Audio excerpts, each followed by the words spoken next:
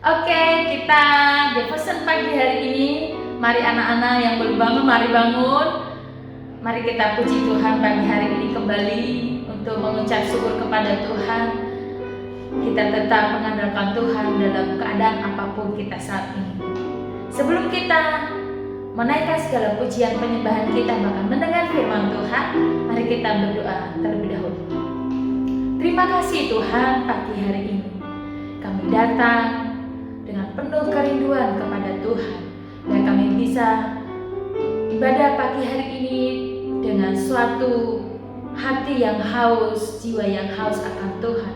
Bukan karena rutinitas kami Tuhan, karena kami tahu ketika kami mengandalkan Tuhan, mencari Tuhan terlebih dahulu sebelum kami memulai segala kegiatan kami percaya Tuhan. Kami undang Engkau Tuhan Yesus, Engkau yang berkuasa atas hidup kami. Kami mau memuji Tuhan pagi hari ini. Kami mau menyenangkan hati Tuhan. Di dalam nama Yesus kami berdoa dan mengucap syukur, haleluya. Amin. Anak-anak, mari kita naikkan pujian ini mengatakan Allah itu baik, sungguh baik bagiku, ditunjukkannya kasih setianya. Terima kasih Tuhan.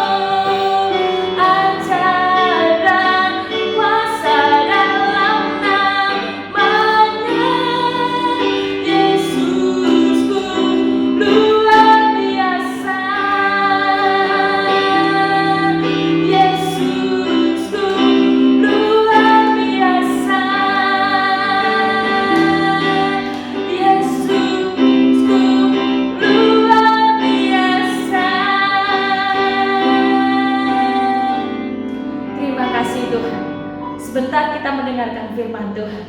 Mari kita naikkan pujian ini, bahwa kekuatan hatiku adalah dari Tuhan.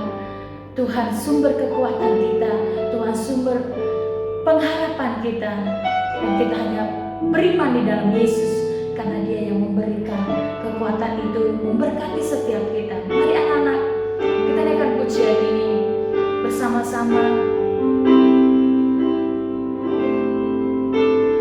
Kuasa-Mu nyata di dalam kelemahanku, kekuatan-Mu menopang seluruh hidupku. Dari mana datang pertolonganku?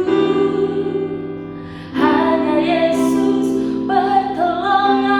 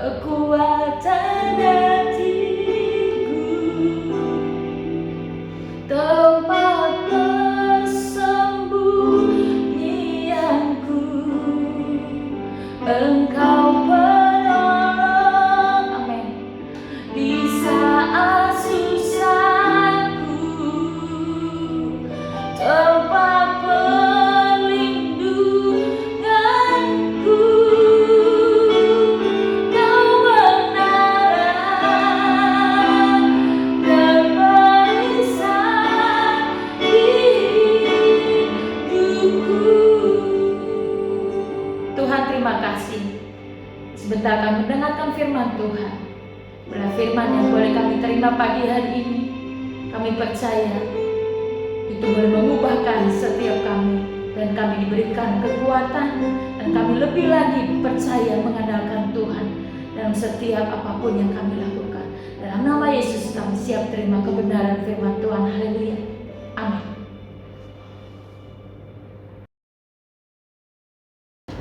Puji Tuhan. Mari kita berdoa. Bapa, di dalam nama Tuhan Yesus Kristus, mengucap syukur Tuhan buat penyertaan Tuhan sepanjang istirahat malam kami, mengucap syukur buat hari baru. Kami percaya ini hari yang luar biasa, ada perlindungan Tuhan yang baru, ada kasih Tuhan yang baru, ada berkat Tuhan yang baru, dan kami percaya Tuhan sudah sediakan mukjizat untuk hari ini. Tuhan, kami siapkan hati kami secara ilahi Tuhan untuk mendengarkan pesan Tuhan. Urapi setiap kami, jamah setiap kami, biar firman-Mu pagi ini Tuhan akan menjadi rema di dalam hidup kami. Di dalam nama Tuhan Yesus kami berdoa dan kami bersyukur. Haleluya. Amin. Shalom, selamat pagi anak-anak semuanya. Selamat berjumpa kembali dalam devotion pagi ini. Firman Tuhan pagi ini saya beri judul Pantang Menyerah. Saya ambil dari Yohanes 5 ayat 1 sampai 9. Saya bacakan. Penyembuhan pada hari Sabat di kolam Bethesda. Sesudah itu ada hari raya orang Yahudi dan Yesus berangkat ke Yerusalem. Di Yerusalem dekat pintu gerbang domba ada sebuah kolam yang dalam bahasa Ibrani disebut Bethesda. Ada 5 serambinya, dan di serambi-serambi itu berbaring sejumlah besar orang sakit, orang-orang buta, orang-orang timpang, dan orang-orang lumpuh yang menantikan goncangan air kolam itu.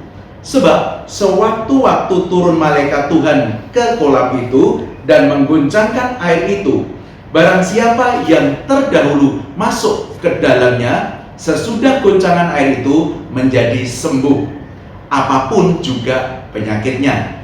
Di situ ada seorang yang sudah 38 tahun lamanya sakit. Ketika Yesus melihat orang itu berbaring di situ, dan karena ia tahu bahwa ia telah lama dalam keadaan itu, berkatalah ia kepadanya, "Maukah engkau sembuh?" Jawab orang sakit itu kepadanya, "Tuhan, tidak ada orang yang menurunkan aku ke dalam kolam itu apabila airnya mulai goncang. Dan sementara aku menuju ke kolam itu, orang lain sudah turun mendahului aku." Kata Yesus kepadanya, "Bangunlah, angkatlah tilammu, dan berjalanlah." Dan pada saat itu juga sembuhlah orang itu, lalu ia mengangkat tilamnya dan berjalan. Tetapi hari itu hari Sabat. 38 tahun bukan waktu yang singkat. Adalah masa penantian yang sangat panjang. Ia lumpuh dan harapannya sudah tidak ada lagi. Harapannya hanya tertuju kepada goncangan kolam itu. Sebenarnya orang yang lumpuh 38 tahun ini sadar bahwa harapannya itu mustahil bahwa sakitnya itu bisa disembuhkan. Karena apa? Kondisi fisiknya yang lumpuh. Dia akan kalah dengan orang-orang yang bisa berjalan untuk cepat-cepatan masuk di dalam kolam itu. Di hari Sabat, Yesus sengaja datang ke kolam itu. Perhatikan, Yesus sengaja datang ke kolam itu. Kenapa? Karena Yesus melihat orang banyak yang di situ berharapnya sudah tidak lagi berharap kepada Tuhan. Tetapi untuk kesembuhannya, mereka tuh mengandalkan goncangan air kolam itu. Sudah tidak lagi berharap kepada Tuhan. Maka Tuhan Yesus datang sengaja untuk ke orang banyak yang sakit di situ. Dari sekian banyak orang yang sakit di situ, Tuhan Yesus datangi satu orang ini. Kenapa? Orang yang sudah 38 tahun sakit dan lumpuh. Orang yang sendirian di situ, tidak ada sanak keluarganya. Dan orang yang banyak saingannya untuk sembuh. Tuhan Yesus datangi orang ini dan Tuhan Yesus berkata, "Maukah engkau sembuh?" Tetapi jawab orang itu bagaimana? Harusnya bagaimana? Harusnya kan dia menjawab, "Mau Tuhan, mau." Tetapi orang ini jawab apa? Nggak mungkin Tuhan. Nggak mungkin aku bisa sembuh. Karena apa? Aku selalu kalah dengan orang-orang yang bisa jalan. Jadi sepertinya orang ini sudah tertutup harapannya. Tetapi Tuhan sengaja datang ke situ. Maukah aku sembuh? Harusnya dia menjawab, mau. Itu yang ditunggu Tuhan. Sama seperti ketika Tuhan hari ini datang kepada anak-anak semuanya. Tuhan tawarkan, maukah engkau sembuh?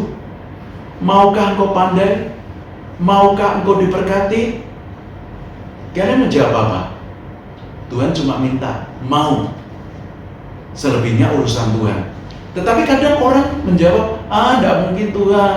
Bagaimana mungkin? Aku nggak punya duit, aku nggak punya kuota, aku nggak punya ini. Alasannya macam-macam. Jangan. Apa yang bisa dikerjakan, kalian kerjakan. Selebihnya, urusannya Tuhan, bagiannya Tuhan. Sama seperti orang lumpuh ini. Meskipun dia curhat dengan Tuhan, dengan kemustahilannya, orang ini menganggap mustahil. Tapi ketika Tuhan tawarkan, dia belajar taat loh. Dia lakukan bagiannya. Saya bacakan sekali lagi di ayat 8 dan 9. Kata Yesus kepadanya, "Bangunlah, angkatlah tilammu dan berjalanlah." Itu perintah Tuhan. Orang ini taat. Dan pada saat itu juga sembuhlah orang itu, lalu ia mengangkat tilamnya dan berjalan. Dia percaya, dia taat, dan dia punya iman. Nah, anak-anak, firman Tuhan pagi ini saya sampaikan pesan Tuhan pagi ini buat anak-anak. Kelihatannya tidak mungkin, percaya. Kerjakan bagianmu. Jangan pernah untuk menyerah, pantang menyerah. Jangan putus asa. Semua masalah apapun, semua yang anak-anak inginkan, apalagi di kondisi pandemi, tetap Tuhan tidak pernah tinggalkan kalian. Tuhan sertai kalian. Kerjakan bagian kalian saja, taat dengan iman. Tugas sebagai pelajar, aku harus belajar. Dengan keterbatasan tidak apa-apa. Tuhan tahu kok. Tidak apa-apa. Selebihnya yang tidak bisa anak-anak kerjakan, itu urusannya Tuhan. Dan ketika kalian percaya, maka mujizat terjadi. Amin. Sebenarnya yang ingin Tuhan Yesus ajarkan apa sih kepada orang-orang yang berharap kesembuhannya kepada goncangan kolam, sudah tidak lagi percaya kepada Tuhan. Tuhan Yesus ingin sadarkan kepada mereka, untuk tradisi ini itu harus diluruskan. Orang yang sudah berpaling dari pengharapan kepada Tuhan berpaling kepada hal-hal yang lain, itu yang harus diluruskan. Tuhan Yesus pengen celikkan mata mereka yang sakit di situ. Lihat ini loh, Tuhan Yesus pengen ada perubahan.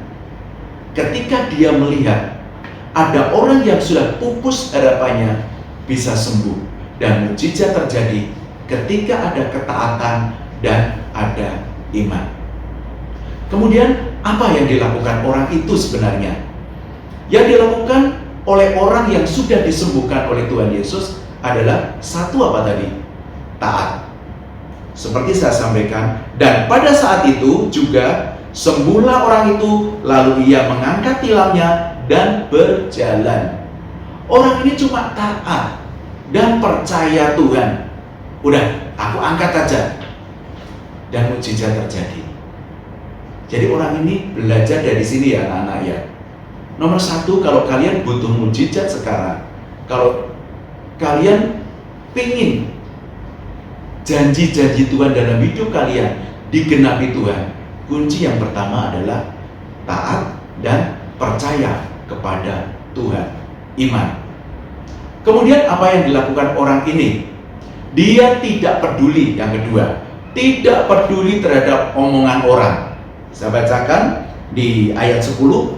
Karena itu orang-orang Yahudi berkata kepada orang yang baru sembuh itu, hari ini hari Sabat dan tidak boleh engkau memikul tilammu. Coba, ini orang-orang di sekitarnya itu mengintimidasi. Hei, nggak boleh kau sembuh.